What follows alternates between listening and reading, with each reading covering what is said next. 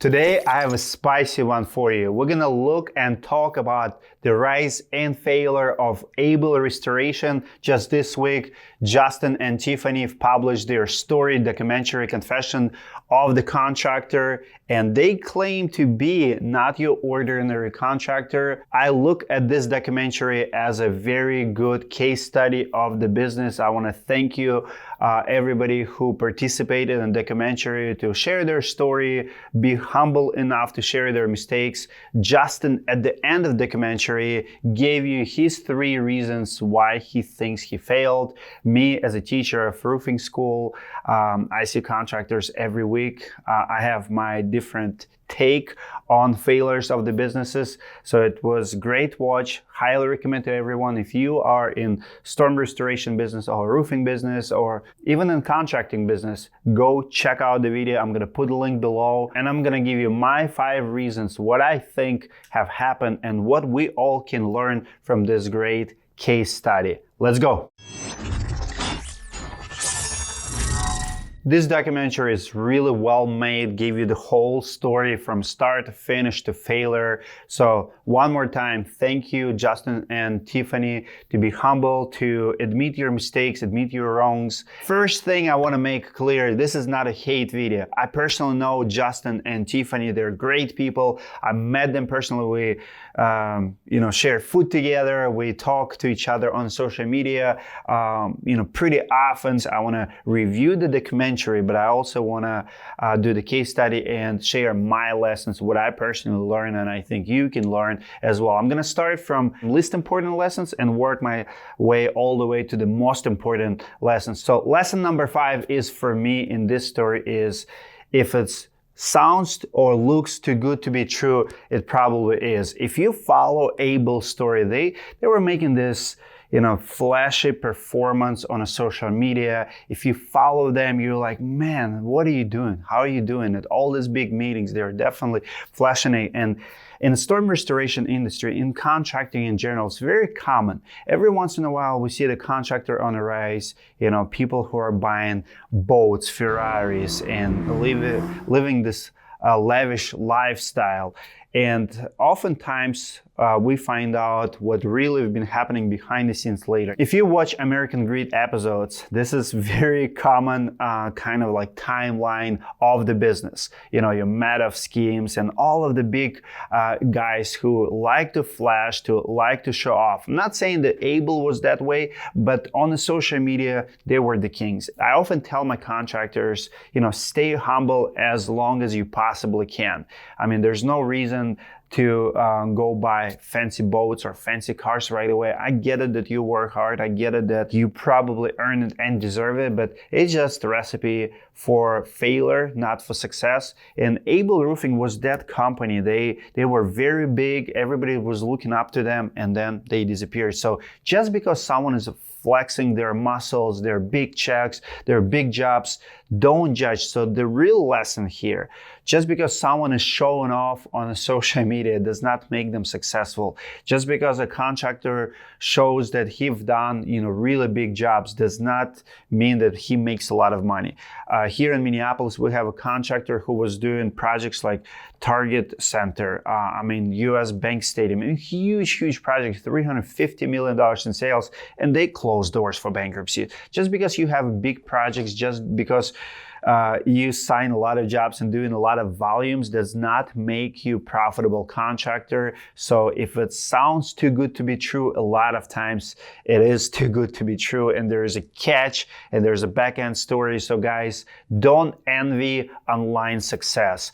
As a matter of fact, here at Roofing Insights, when we invite contractors to speak at our conference, to come to our conference to teach others, breakout sessions, keynote speakers, we look at 3-year history. We want to make sure you did not just have a good year, because a lot of contractors, they go up and down, and the journey from top to bottom is very fast.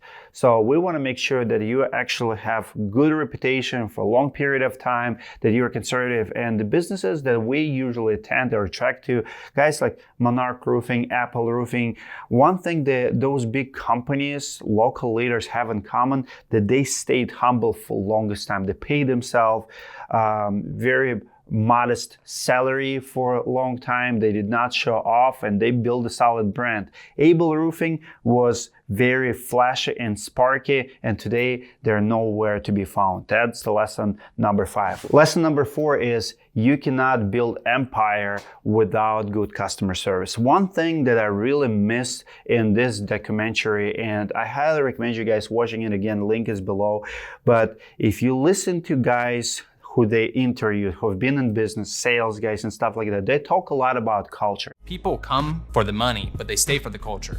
That was something that we really understood early on. You're talking about a company who are doing $60 million in sales, 100 reps and stuff, but one thing I don't see them talking about is customer service.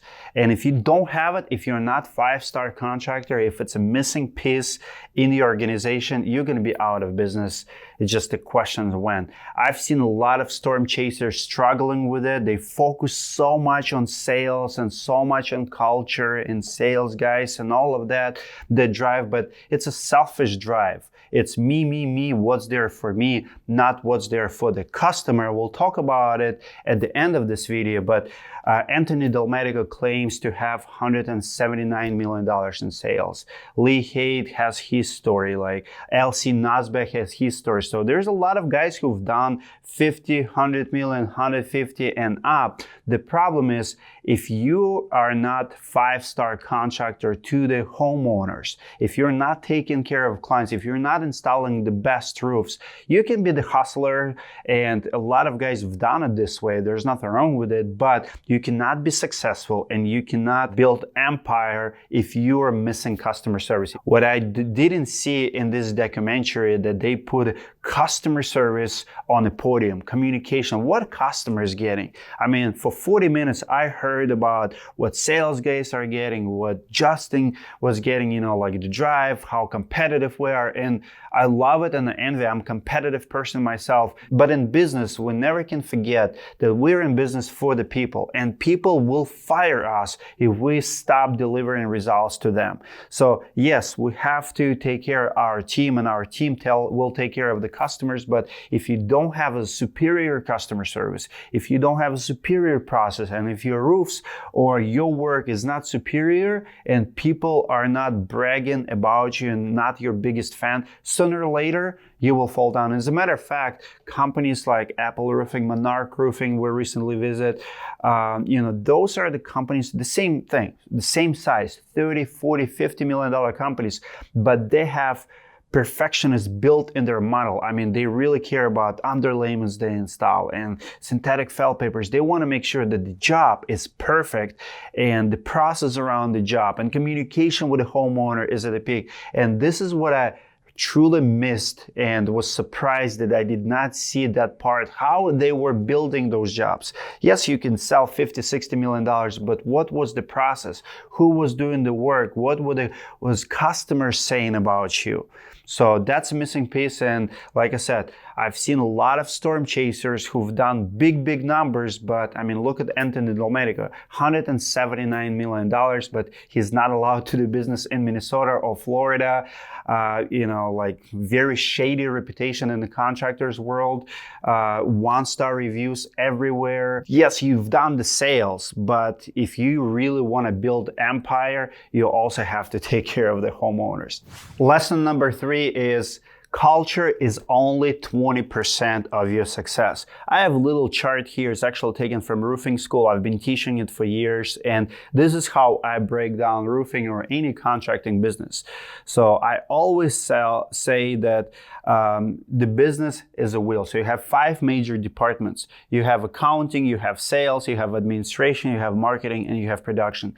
I absolutely love the culture piece of the documentary. I think it's amazing.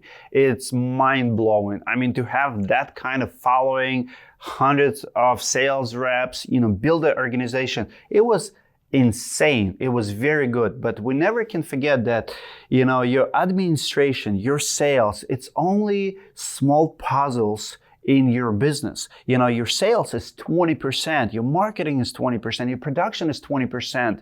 And if you take your culture, let's say you take your sales and you say, no, it's 80%. If you blow it up, but you fail in production, marketing, administration, and accounting everywhere else, you're going to fail as a business. So the secret to success in this business is to keep growing each department at the same time. So if you have 100 sales reps and you have amazing culture, now go work on your production, go and you work on your marketing and your accounting and your administration. There's no way out of it. I want to give you an example of Tesla. Do we know what kind of culture Tesla employees have at their factory? No, we care about Tesla cars. We have a leader. I'm pretty sure it's not bad. And I'm not saying the culture is not important. It's very important. And you cannot neglect it. And you will also go out of business if you don't have a good culture. But culture is not everything. As a matter of fact, I'll give you another example of home advisors. So home advisors have amazing culture and a lot of cults. If you look at the Ponzi schemes, look Wolf of Wall Street movie. When you see the culture of that organization, they're all driven, they're all there, it's all good. But it should be only 20% of success. What I felt was happening at Able is they put a culture on a pedestal and they neglected a lot of other departments in their organization, including production, including accounting, and maybe even marketing. So they were good at few things and they were excellent in those things, but they forgot the culture is not everything. And when you put culture all the way at the top, sooner or later that fear for failure in production, failure in organization, it will blow up. So culture is not everything. It's very important, and that's my lesson here. My lesson number 2 is numbers don't lie, and imbalance in accounting will always get back to you. Always. You cannot out-train a bad diet if you're a professional athlete. You cannot expect gains on your body and eat pizza before you go to bed every night. So sooner or later, numbers will catch up to you. So if you have bad compensation program, if you just don't understand profit and loss, if you don't understand your numbers on everyday basis, sooner or later, you will not have money to pay your bills, your suppliers. And that's what happens to a lot of storm chasers. They have good intentions, but if they don't have accounting under control, sooner or later, they're not going to have money to pay sales guys. When I was listening pay structure at Able, I started having a headache. You doing what? They're paying sales guys 10%, they're paying sales manager another 5%. 30%, pretty much almost all your profit out of the door before you actually get to the job.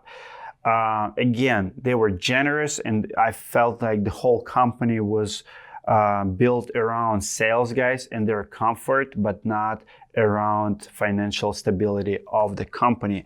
So again and again, accounting is 20% of your success, just like sales. And if you focus too much on sales and you're not balancing your books, I've seen so many times at the end of the year, we don't have $1 million to pay ABC Supply. Like so many big name storm chasers, after they do $20-30 million in business, they don't have money to pay their top sales guys or big bills, and even filing bankruptcy. That's why so many contractors filing bankruptcies, because they take too much cash from the business and they never see trees through the forest. I'm guilty of that too. It was time in my career when accounting was not my priority and I just didn't see where money is going. So definitely big lesson from Able. This documentary is worth watching, just how they explain their accounting and their pay structure to their sales guys. If you are a business owner who's doing something similar, adjust today, because it will catch up with you later. And the biggest lesson in the entire story, lesson number 1, I really want to pass it to the industry. I don't know who needs to hear that today, but I guarantee you there's someone on the other end of the screen. If it's you, maybe comment below who needs to hear this lesson. Lesson number 1 from entire story is sales don't fix everything. So many business owners think, well, if I just bring a couple good sales guys, if we just can get sales up, our problems will be solved. No, they will not be. I mean, Able have over 100 sales guys, and those sales guys were selling. I mean, you're talking about 3 locations, $60 million in sales, great culture. They have army of sales guys. That was good. Here's the final point in the entire video. The biggest debate in the roofing industry today, we have this war of different departments, because men have, and women too, have ego, and we all think that we are important. Look at my business wheel again. Last year, my biggest debate was with a production guy, Kareem Hunter, fight me publicly, to this day does, saying that production cannot be 20%. This year, we have almost the same with Able Roofing. I'm here to tell you that sales is only 20% of the business. So if you don't understand it, if you think that you are more, you have to look for another job. I mean, it is very common to human beings to think they're more important. Like production guy will say, well, I'm definitely more important than 20% of the success. Accountant might say, well, I'm more than 20%. If you don't understand numbers, you're gonna fail. Marketer, like myself, I would consider myself more marketer than production and sales. I would say, well, if I don't have leads, you guys gonna also suck, right? So marketer can say, well, I can generate 5,000 leads per year. I'm more than 20%. I mean, even disciples of Jesus Christ were asking Jesus, hey, who is more important? Who's gonna be higher in kingdom, in heaven? So it's very common for kids, for employees, for business owners, for people in the company. Kind of in Russia, we say, don't take blanket on your side. We all do it. We're all guilty. Production guy thinks that company will collapse without him. Newsflash: we can fire crew, get another crew. We can fire sales guy, get another sales guy. Everybody has a place. Now, 20% is a lot, and 20% is a lot to fail. But if you think that sales will fix everything, they will not. If you think production will fix everything, they're not. I mean, look at biggest brands in the country and ask those biggest brands, like, how important is production? Yeah, it's important. How important is shingles? How important is, jobs are important. But if you have everything else, if you have marketing, good administration, you good accounting and sales, and you only have problem with production, you can fix the issue. Let's say you have a bad crew. Let's say you have, a couple bad jobs, low quality control. What's going to happen?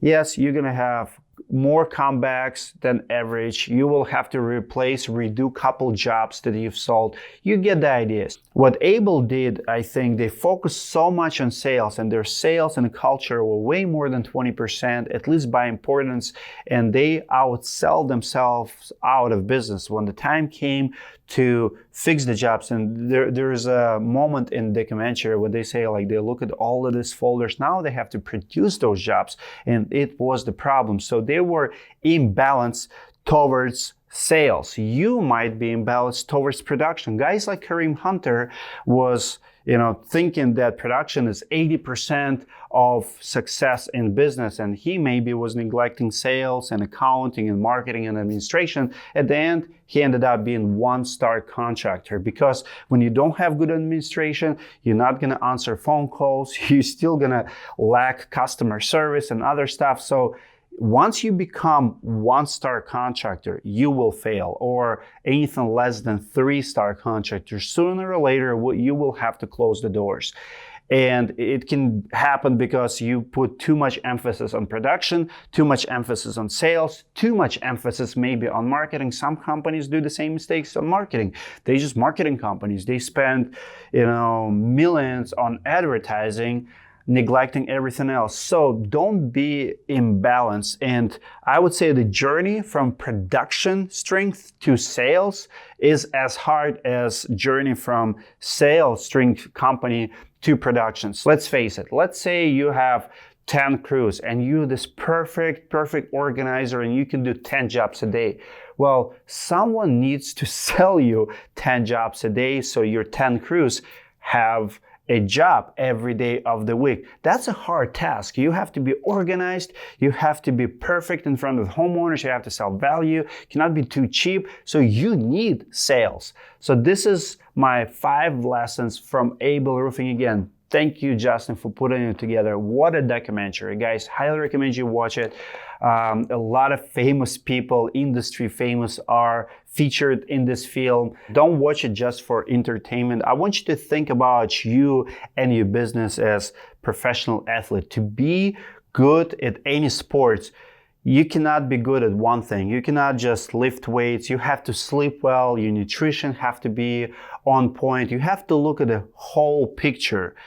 Otherwise, you will fail or you will never go all the way to the top of your industry. So this is my business wheel. This is how I break down roofing businesses. It's about 20% for each department. The moment you're gonna start emphasizing one of them bigger than others, the moment you're gonna start have some serious issues in your business. So comment below if you agree or disagree with my lessons. Comment below if you watched Confessions of the Contractors video by Able Restoration, their story, or maybe you work for them. I want to hear from you guys. I did not want to offend anyone or almost anyone. Few people, I did want to stick it to them for what they've done in the past, because past will always catch up to you. You can only hide your dirt for some period of time, and sooner or later truth will always come up. So give it a like if you enjoyed this video. I'll see you guys in the next.